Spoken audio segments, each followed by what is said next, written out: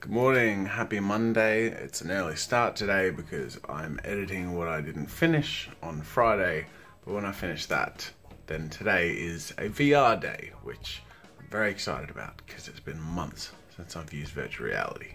Okay, I've finished the video edit and there's one last thing to do, and that is to apply the new end card. Right click, replace with clip from bin.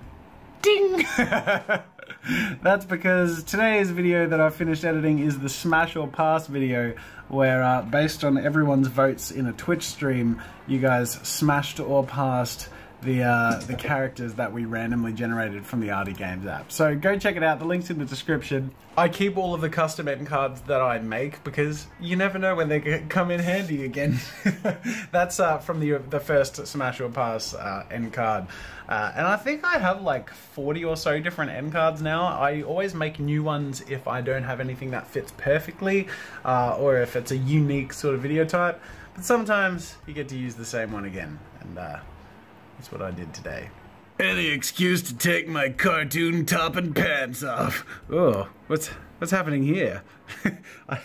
It's a little skew-if in the crotch region. Oh well. And hey, while we're admiring sexiness, I'm particularly proud of this thumbnail for today's video. Oh boy. This is clickbait if I've ever seen it. Aren't you baited? Alright, I've finished the video work. I'm going to have a quick lunch break and then I'm going to pack up one of the upstairs rooms and clear it out as much as possible because it's full of storage crap for what's going in Studio 2, but I need space to set up for VR. Now, I'm not going to be able to make the video content for the virtual reality thing today, but I will be able to set up and start using it because I want to familiarize myself with the VR animation puppetry program I want to make a video out of. So I'll play around with that later today, and then tomorrow after the stream, which will be maybe a 2-hour stream, I'll record that video. So that's my plan. Oh, and let's not forget, I have to get to the gym. So between setting up for the VR stuff and then using it, I'll fit it in there. Okay, so this is the room I need to sort out. And as you can see, I can barely walk in. This is all the stuff that used to be in what was Studio 2, the little VR room, but it's in here for storage for now. And a whole bunch of acoustic foam and poles and all that stuff that's also going to go in there. So I'm going to move all this and I'm going to set up a space from the bed onwards into here for virtual reality. I feel like a bit of magic editing today. Let's get this room clean. You ready? 1, 2, 3. There you go. Too easy. I get to use some of the things that we have ready for Studio 2. So I'm using one of my LED lights and these sound foam panels. These things are really cool. They're like portable thingies that you can adjust the height of and stuff. But essentially it's an absorbency, and it's also just sort of blocking off the mess visually, but that's just a plus. But they were all already up here, so yeah, too easy. Plus the stands for the lighthouses. Those light stands, but I'm just using them for this for now. So we're all pretty much set up and good to go, and I'm just gonna make sure it turns on and works, and then I'm gonna go to the gym, and then I'll come back and spend a couple of hours familiarizing myself with the animation software. It's been months since I've been in here, and I miss it. Whoa, whoa, it's different. Whoa! Oh my god. This is the new Steam VR home. This is amazing. Whew. Okay, so I've spent the last maybe 30-40 minutes getting used to this program, and this is awesome. And not only is it awesome, but it's going to be easier to make the content than I expected. So this is going to be Wednesday's video, and basically I'm going to be puppeteering animations or characters, and essentially talking about the future of animation with virtual reality as the catalyst. And one of the things I didn't realize you could do is actually record and puppeteer your animated characters on a green screen or in a green room, which is awesome because it means that I can actually chroma key them in front of my Draw with Jazza backdrop. So I can get the footage or the photo of that and do all the acting of all different characters and essentially tell a story with different animated characters in the domain or in the sphere of visual space you're used to in my studio. So this is the first time I realised I could use the green screen thing, and also the first time I figured out how to export the video. It's unfortunate about the watermark, but and the other unfortunate thing is it caps out your recordings at 30 seconds. So I'm not entirely sure what the deal is with that. Again, it's all in alpha. This isn't even publicly available yet, but I look forward to essentially demonstrating how animation is going to be totally changed forever with virtual reality. As you can see, like, this is super exciting stuff. I actually finished my workout and forgot to show any footage, so I had to quickly run back in there and film to prove that I went to the gym today. By the way, I have to address something very quickly. A lot of people are saying that in yesterday's vlog I didn't go to the gym and are trying to get me to go through my punishment. Yesterday's vlog was the weekend, so the 2 days that entailed that vlog were Saturday and Sunday, and as part of my rule set, I didn't have to go and don't have to go through the punishment if it's on a weekend. So every weekday I have to prove that I've gone to the gym and show you footage.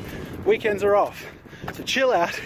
I'm not listening to that damn song. Okay, so I'm back, and my plan is to set this up again, jump into Mindshow, and basically do a tech run. I'm using a different microphone which is higher quality and is going to stay in the same position and be directly in front of my mouth. I know the Vive mic is in front of my mouth as well, but it's really sort of average to crappy-ish quality, so I'm going to try and get some good audio happening and see how that goes. The reason I use a headset mount is because every time I've used a lav just pinned to my chest, or even a point-to-me camera from a distance, as I move, it changes the audio. So especially if I'm voice acting for characters, you really want that to be a consistent thing. So I'm going to try that out in context, and the other thing I need to do is essentially record a few lines of each character, because some of them have like audio filters applied. So like the cat has like it raises the pitch, so I need to try all of them just to make sure I know what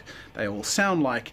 And then once I've done all that, I'm going to take those and take screenshots and snapshots of all the characters and environments, so I know what I have to work with as far as assets go, and write a script for tomorrow. So I'll pop back into the office for the last 20 minutes, write a quick script, and wrap up for the day.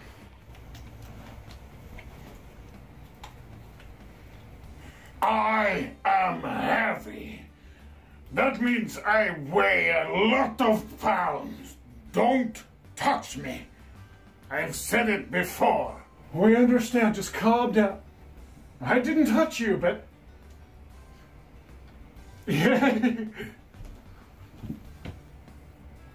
Okay, so I finished recording a whole bunch of different little samples of all the different characters, basically both, again, to familiarise myself with the puppetry and also see where there's audio shifts in the voice that I record. But beyond that, I wanted to see how the performance looks in context and try a few things. So the first thing I wanted to do is get those samples, and I'll give you a bit of a preview as to some of the samples. I had a lot of fun making them. It was all just improv, basically. Hi, so we're running out of time, so we're gonna have to do 3 at once now. Starting off with me. So, where do I start with me? I am Lord Xander, that's all I have to say. And I am Barry. Yeah, go Barry! I love you. I hate you. But then I took a couple of those samples, took them into Premiere, overlaid them in front of this backdrop, and just put on a chroma key. Really rough green screening, and really easily and quickly done. Like, I did this quick green screen test in a matter of 5 minutes, just to see if it works effectively in context, and this is what it looks like. Hi there. Welcome. There are a lot of things we could do. We could have loads of fun, but before we do, you gotta understand, there are lots of angry people out here. There are lots of things I'm known for. Saving the galaxy 5 times a day is one of them. And poetry is the other. Forsooth, shall I say, is thine concubines I forgot the words. That tells me that my plan can go ahead really easily and has me really excited, because the fact that I can do that, like sort of involve those characters in my presentation style so easily and be familiar enough with this program to make and execute content tomorrow and be finished with it tomorrow is awesome and speaks mounds for the program itself. So really excited, and huge shout out to Mindshow for making such an awesome application. Now, you've seen my little green screen tests, but I did play around with a few little scenes just to have a bit of fun with some different improv skits, and I'll show you one of those that I thought turned out pretty cool. What'd you bring me here for? You're wasting my time. This Come place on. is absolutely garbage. Listen, give it a chance. I promise you that. In the end, there will... Who's that over there? Oh, Maybe we should kill him. no. Listen, we want to observe. You ruin all the fun. Oh, come on. Come back. Don't be like that. So as you can see, it turns animation, 3D animation, into a performance medium rather than a technical thing. Rather than needing to know how to sculpt and texture and blah, blah, blah, blah, blah. This is like an encapsulation of the vision that I've shared with you so many times about the future of animation being for everybody. Like, it's going to be less about knowing how to animate and more about just knowing how to tell a good story, because it's going to be more and more accessible, and it's going to be amazing. Now, along with that, there's going to be a lot more crap, much like something like YouTube. There's just a lot of stuff. But at the same time, the stuff that's going to rise to the top is going to be awesome, and it's going to be more accessible to everyone, which I think is so exciting. So exciting. It's so cool. Alright, question of the day comes from George, who says, are you going to leave all of your shirt designs up on your site? AKA, will they be limited editions that you can only get for a while? Thanks, you're a legend. I don't have any plans to remove any of the designs in the immediate future. I do expect that maybe a few months from now I might take one of the less performing ones down when I put up a new one, but they're going to be there minimally for a few months, and they might cycle over time. But I also want to introduce some sort of limited edition ones every now and then, and I'll be explicit when they're limited edition. So, like, for example, a Halloween one will be a limited run. Other seasons or holidays might be a limited run, and then also occasionally to celebrate something specific. And I have something in mind coming up in the next month or so, which you'll find out about soon. So that wraps up for today's vlog. Got a lot done, ready for tomorrow. But beyond that, I want to remind you of tomorrow's stream. You don't want to miss out. The link is in the description. Join in. I'll be starting at around 9:30 Australian Eastern Daylight Time. So a little bit later than usual to allow time for you guys to join in, because let's just say there are many things we will have, and a wonderful time is one of them, and a German accent is another. God damn it, I do this every time! Merci beaucoup for watching, and until next time, I will see you later. Au revoir!